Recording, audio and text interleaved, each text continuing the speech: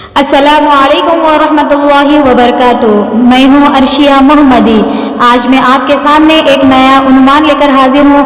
آج کا میرا عنوان ہے محبت رسول حضرت محمد مصطفیٰ صلی اللہ علیہ وسلم کے آداب اور تقاضے۔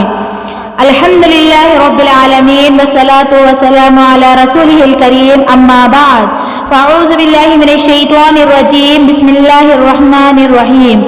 تمام تعریفیں اس اللہ رب العزت کے لیے ہے جو تمام جہانوں کا، جو تمام عالموں کا پالنے والا ہے، پیدا کرنے والا ہے، اور لاکھوں درود و سلام ہو ہمارے پیارے حبیب حضرت محمد مصطفیٰ صلی اللہ علیہ وسلم پر، جو تمام جہانوں کے لیے، تمام عالموں کے لیے رحمت ہے۔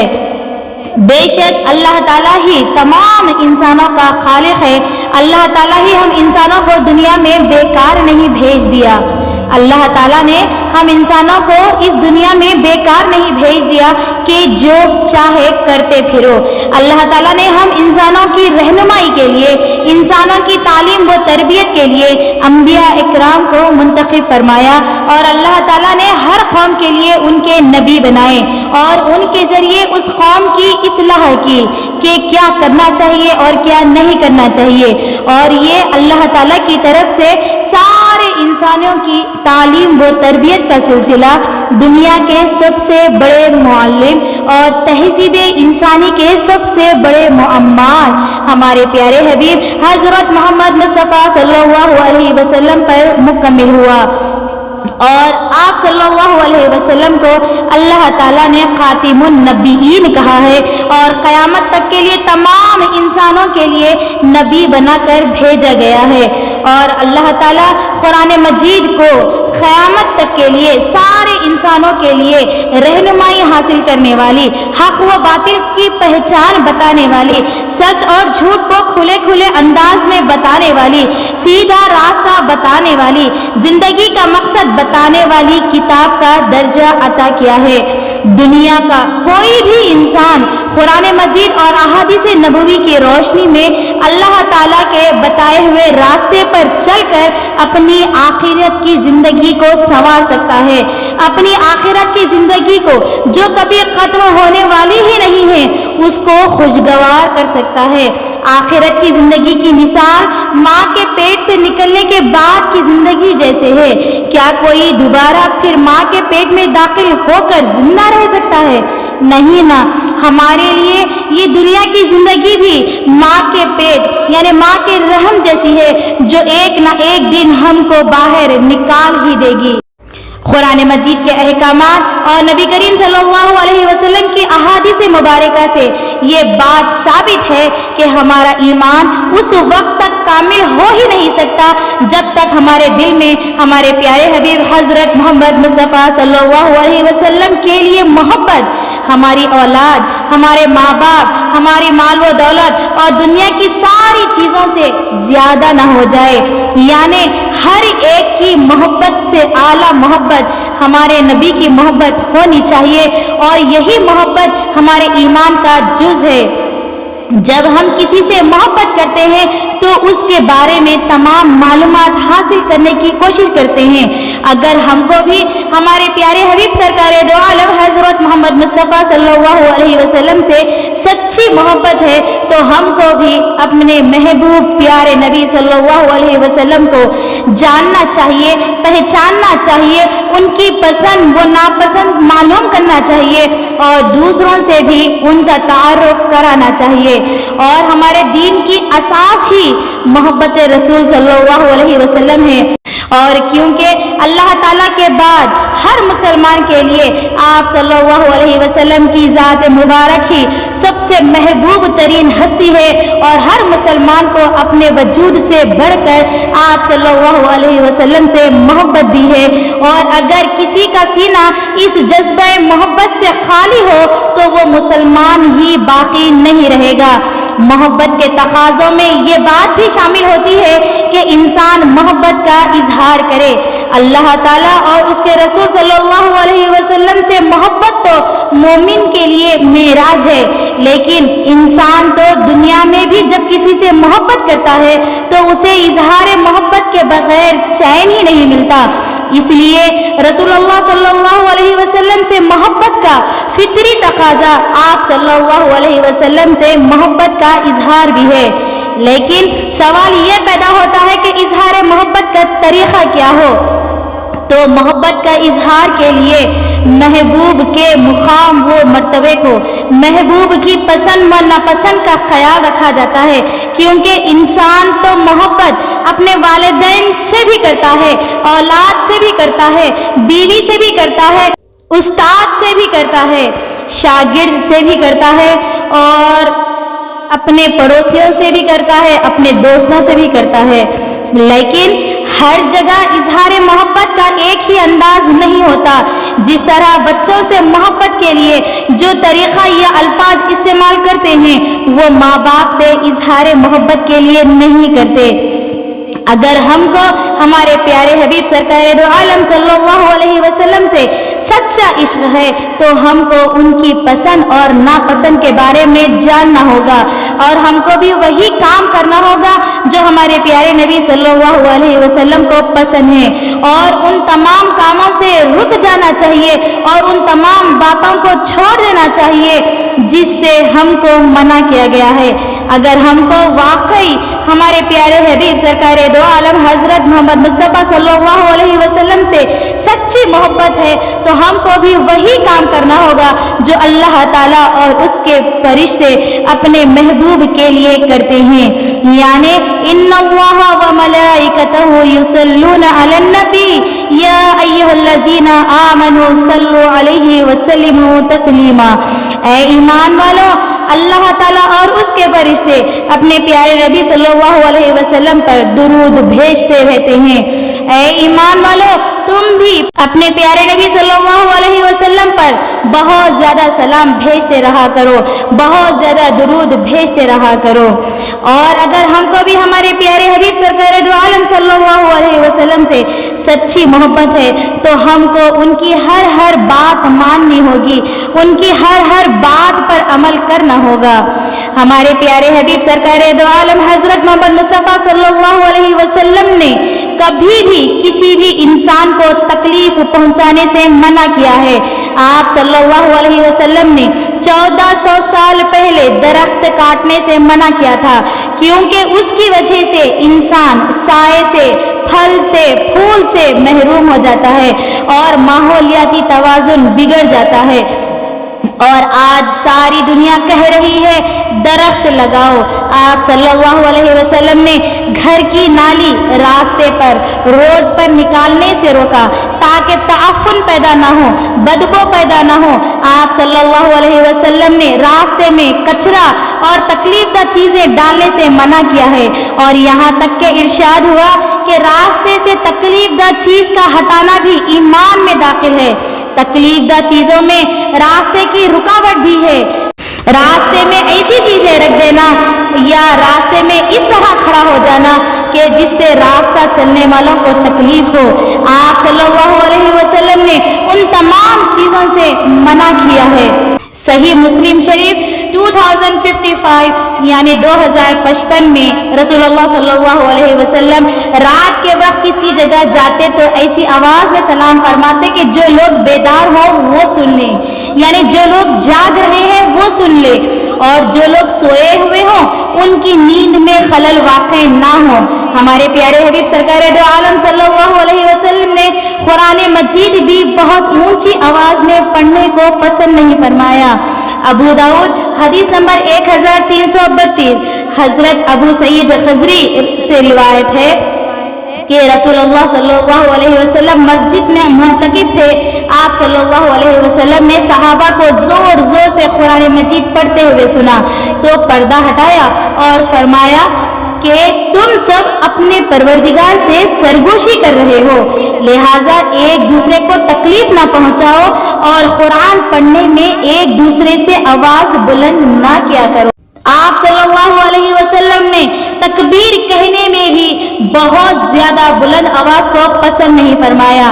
حضرت ابو موسیٰ اشعری رضی اللہ عنہ سے روایت ہے کہ ہم لوگ ایک سفر میں رسول اللہ صلی اللہ علیہ وسلم کے ساتھ تھے. جب ہم بلندی پر چڑھتے تو تکبیر کہتے. آپ صلی اللہ علیہ وسلم نے فرمایا تم لوگ اپنے آپ پر نرمی سے کام لو. تم کسی ایسی ذات کو نہیں بلا رہے ہو جو سنتا نہ ہو یا موجود نہ ہو، بلکہ اس خدا کو پکار رہے ہو جو خوب سننے والا، خوب دیکھنے والا اور تم سے بہت قریب ہے. اس حدیث مبارکہ سے ہم کو پتہ چلتا ہے کہ ایسی ریکارڈنگ لگانا کہ گھر والوں کا، محلے والوں کے لیے سونا دشوار ہو جائے، پڑھنے والوں کے لیے پڑھائی مشکل ہو جائے، بیماروں کو تکلیف ہونے لگے، یہ ایسے طریقے ہیں جس سے ہمارے پیارے نبی صلی اللہ علیہ وسلم نے منع فرمایا ہے. ہمارے پیارے حبیب حضرت محمد مصطفیٰ صلی اللہ علیہ وسلم کو فضول خرچی نہایت ناپسند تھی. قرآن مجید میں کئی جگہ فضول خرچی سے منع کیا گیا ہے. فضول خرچ کرنے والوں کو شیطان کے بھائی کہا گیا.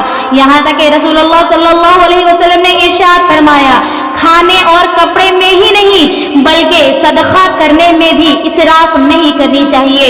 صدقے میں اسراف کا مطلب یہ ہے کہ کسی خیر کے کام میں، کسی اچھے کام میں ضرورت سے زیادہ خرچ کر دیا جائے یا اتنا خرچ کر دیا جائے کہ خود محتاج ہو جائے. فضول خرچی کی دو صورتیں ہیں، کسی جائز کام میں ضرورت سے زیادہ خرچ کیا جائے یا کسی بیجا کام میں خرچ کیا جائے. اگر ہم سب کو واقعی ہمارے پیارے حبیب سرکار دو عالم حضرت محمد مصطفیٰ صلی اللہ علیہ وسلم سے سچی محبت ہے، سچا عشق ہے، تو ہم سب کو بھی ان تمام کاموں سے بچنا ہوگا. اور آپ کو تو پتہ ہوگا کہ ہر محبت حق مانگتی ہے. چاہے محبت ماں باپ سے ہو تو ماں باپ کو حق ادا کرنا ہوگا. اگر محبت اولاد سے ہو تو اولاد کا حق ادا کرنا ہوگا. اگر محبت شوہر سے ہو تو شوہر کا حق ادا کرنا ہوگا. اگر محبت بیوی سے ہو تو اس کا بھی حق ادا کرنا ہوگا. یعنی ہر محبت اپنا حق مانگتی ہے. اگر ہم کہتے ہیں کہ ہم کو اللہ تعالیٰ سے محبت ہے تو ہم کو اللہ تعالیٰ کا حق ادا کرنا ہوگا، اللہ تعالیٰ کا حکم ماننا ہوگا. اور اگر ہم کہتے ہیں کہ ہم کو ہمارے پیارے حبیب سرکار دو عالم حضرت محمد مصطفیٰ صلی اللہ علیہ وسلم سے بے انتہا محبت ہے، سچا عشق ہے، تو ہم کو بھی اس محبت کا حق ادا کرنا ہوگا.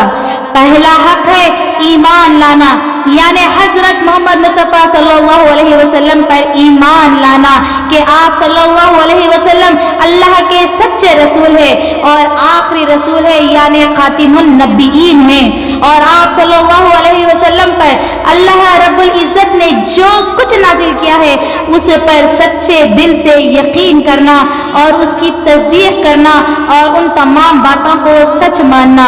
اور آپ صلی اللہ علیہ وسلم کو ساری انسانیت کے لیے رسول سمجھنا، کیونکہ اللہ تعالیٰ نے ہمارے پیارے حبیب سرکار دو عالم صلی اللہ علیہ وسلم کو رحمت للعالمین کہہ کر بھیجا ہے.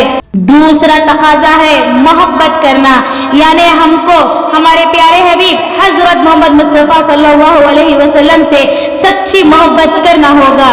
یعنی ایسی محبت کرنا جو دنیا کے تمام لوگوں سے، اپنے والدین سے، اپنی اولاد سے اور خود اپنی ذات سے بھی بڑھ کر ہو. جب تک ایسی محبت ہمارے دلوں میں پیدا نہ ہو ہمارا ایمان مکمل ہی نہیں ہو سکتا.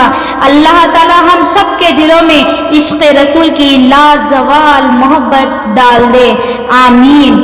تیسری ہے اتباع کرنا، حضرت محمد مصطفیٰ صلی اللہ علیہ وسلم کی اتباع کرنا، یعنی اپنی زندگی کے ہر عمل میں اپنی خواہشات پر، اپنے عقائد پر، اپنی عبادات پر، اپنے معاملات پر، اپنے اخلاق اور اپنے معاشرت یعنی رہن سہن میں، اٹھنے بیٹھنے چلنے پھرنے ہر عمل میں ہمارے پیارے حبیب حضرت محمد مصطفیٰ صلی اللہ علیہ وسلم کی سنتوں پر عمل کرنا. چوتھا حق ہے آپ صلی اللہ علیہ وسلم کا ادب کرنا. یہ حق بھی قرآن و حدیث میں وضاحت کے ساتھ، تفصیل کے ساتھ بیان کیا گیا ہے. اس میں آپ صلی اللہ علیہ وسلم کی ذات اور آپ صلی اللہ علیہ وسلم سے نسبت رکھنے والی، رشتہ رکھنے والی تمام شخصیات کا، تمام لوگوں کا احترام دل سے کرنا داخل ہے، جس کی مثال صحابہ اکرام کے عملی نمونوں میں نمایاں ہے. پانچواں حق حضرت محمد مصطفیٰ صلی اللہ علیہ وسلم پر درود بھیجنا ہے۔ یہ بھی آپ صلی اللہ علیہ وسلم کا ایک اہم اور لازمی حق ہے، جس کی تاکید قرآنی آیات سے لے کر احادیث شریفہ تک پرزور انداز میں بیان کی گئی ہے۔ چھٹواں حق ہے آپ صلی اللہ علیہ وسلم کا دفاع کرنا۔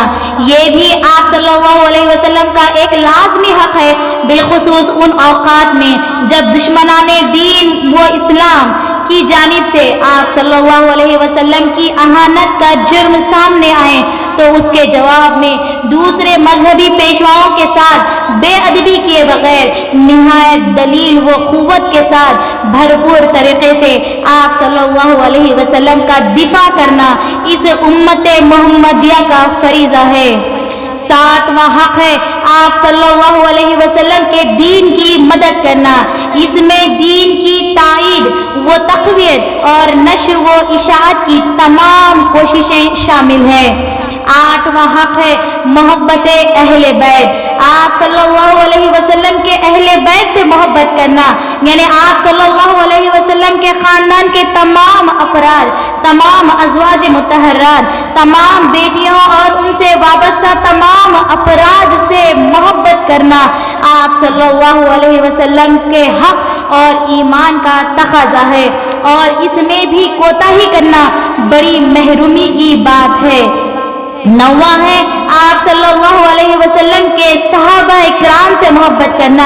یہ بھی آپ صلی اللہ علیہ وسلم کے حقوق میں ہی آتا ہے، اس لیے کہ حدیث کی روح سے صحابہ کی محبت بھی حب رسول صلی اللہ علیہ وسلم کی بنیاد پر ہوتی ہے، اور صحابہ رضی اللہ تعالیٰ سے محبت اور صحابہ سے دل میں بغض یا میل رکھنا آپ صلی اللہ علیہ وسلم سے بغض کی علامت ہے، آپ صلی اللہ علیہ وسلم سے بغض کی نشانی ہے۔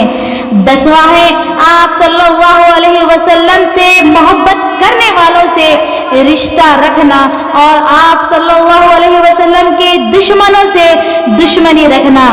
آپ سب کو پتہ ہونا چاہیے آپ صلی اللہ علیہ وسلم سے محبت کرنے والوں کی بنیادی پہچان اتباع سنت ہے۔ اگر امت مسلمہ اپنے حال و مستقبل کو درست کرنے اور رکھنے کے لیے واقعی سنجیدہ ہے تو اسے اپنی خواہشات یا رسوم و رواج کو خیر آباد کہہ کر سنت کے اس راستے پر آ جانا چاہیے، اور اپنے اور انسانیت کے سب سے بڑے محسن ہمارے پیارے حبیب حضرت محمد مصطفیٰ صلی اللہ علیہ وسلم کے مذکورہ بالا حقوق کی ادائیگی کے لیے کمر بستہ ہو جانا چاہیے، اور دل و جان سے دنیا کے دکھاوے اور دنیا کے لوگوں کی خوشی اور دنیا والوں کی تعریف کے لیے نہیں، بلکہ اپنے پیارے حبیب سرکار دو عالم حضرت محمد مصطفیٰ صلی اللہ علیہ وسلم سے سچی محبت، وہ سچے عشق کے لیے ہمارے پیارے نبی صلی اللہ علیہ وسلم کی ہر چھوٹی سے چھوٹی سنت پر عمل کرنا شروع کر دینا چاہیے۔ آخر میں اللہ رب العزت سے دعا ہے کہ اے اللہ ہم سب کے دلوں کو محبت رسول کی روشنی سے منور کر دے۔ اے اللہ ہم سب کو ہمارے پیارے حبیب حضرت محمد مصطفیٰ صلی اللہ علیہ وسلم سے سچی محبت کرنے والا بنا دے۔ اے اللہ ہم سب کو عشق رسول کی لازوال دولت عطا فرما۔ اے اللہ ہم سب کو محبت رسول کے تمام تقاضوں پر پورا اترنے والا بنا دے۔ اے اللہ ہم سب کو ہمارے پیارے حبیب سرکار دو عالم صلی اللہ علیہ وسلم کی ہر چھوٹی چھوٹی سنت پر عمل کرنے والا بنا دے۔ اے اللہ ہم سب کی زندگیوں میں درود و سلام کو لازم و ملزوم کر دے۔ اے اللہ نبی کریم صلی اللہ علیہ وسلم نے جو بھلائی کے لیے دعا مانگی اسے ہم سب کے حق میں نصیب فرما، اور جن جن برائیوں سے پناہ چاہی اس سے ہم سب کی حفاظت فرما۔ آمین یا رب العالمین۔ وآخر دعوانا ان الحمد للہ رب العالمین۔